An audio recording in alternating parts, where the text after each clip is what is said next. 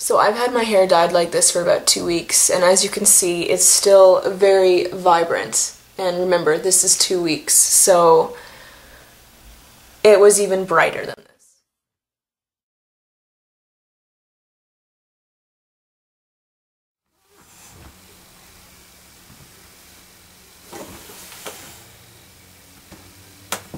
So I got a lot of questions about how to keep vibrant colored hair. Whenever I'm outside, I tend to get a lot of compliments, and people ask me how I get my hair so bright and colorful. So I thought I'd make a quick little video and give you guys some tips about how to get vibrant colored hair, or how to maintain vibrant colored dyed hair.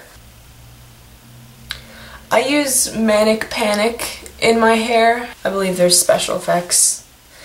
Whenever I was in Trivium, I saw special effects, so there is other kinds, but I use Manic Panic. It works for me. Manic Panic is vegetable-based dyes, and I believe the majority of them are vegan. On the back of the Manic Panic jar, it will tell you to leave it in for about half an hour, 30 minutes. I normally tend to leave the dye in an hour to like 3 hours. For Manic Panic, it is true the longer you leave the dye on, the better the dye is going to hold, and the longer you leave the dye on, the more vibrant the color usually becomes. So first of all, hair must be bleached. You pretty much cannot get a vibrant color or bright hair unless you're almost platinum blonde. It's just, there's no way around it. It's not going to work. So you're going to have to bleach your hair. Try and make sure not to over bleach your hair. If you over bleach your hair, it really does damage it, because you put your hair through so much stress from bleaching it so much that the hair dye doesn't tend to stick. It won't hold because you've damaged it. So be really careful about that, and if you do feel that you've over bleached the hair, give the hair a little while to heal itself before you go in and put a bright color over it. Try not to dye your hair right after you bleach it, because you already really damaged it, and so your hair is probably really not in the mood to have hair dye in it.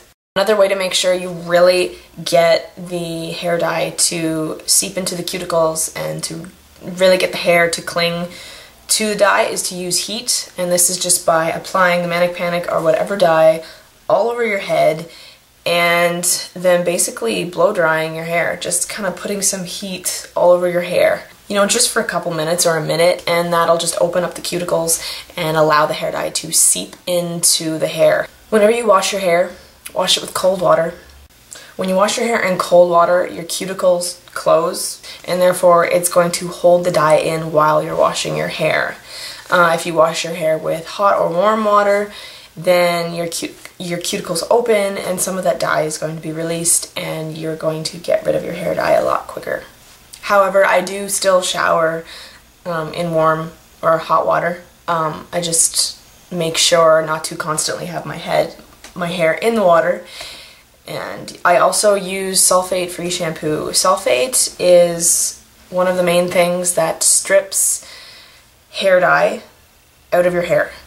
Make sure your hair is shampooed first and clean, because you don't want to shampoo your hair after you dye it and you're already going to be washing some of the dye out of your hair.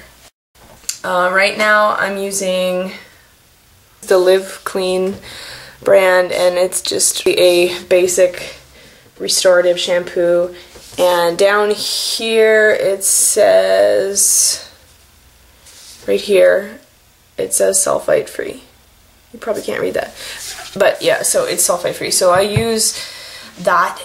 Another trick that you can use, after I rinse the dye out of my hair, after I first dye it and I rinse the dye out of my hair, I pour on some white vinegar. And this is just basic white vinegar that you can get anywhere. I believe it offsets the pH level of your hair, and it helps dye cling harder to your hair.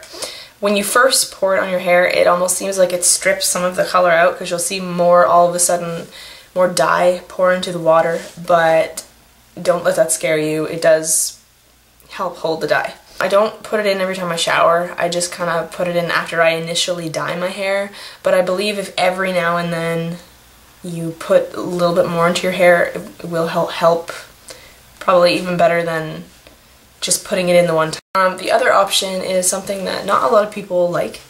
It's to shower less, or, well, wash your hair less. It's not good at all to wash your hair every day.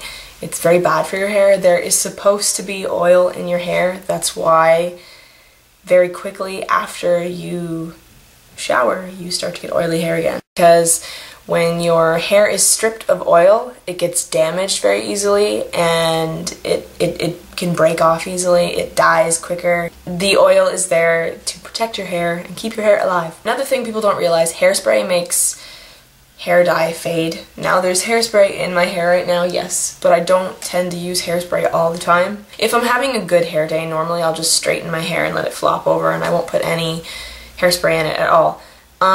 I believe there is possibly sulfate-free hairsprays, and this would probably solve that problem. So basically, in the end, just stop constantly showering your hair. You have to bleach it, use white vinegar, heat, and use things without sulfite in it. So yeah, but that's pretty much it, and that's how I get my very, very bright hair.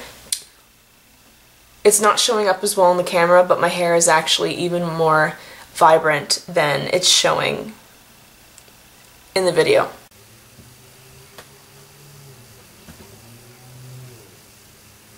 So I hope you guys enjoyed this video, so please like and subscribe and comment down below and let me know what you guys think, and I'll see you guys later. Bye.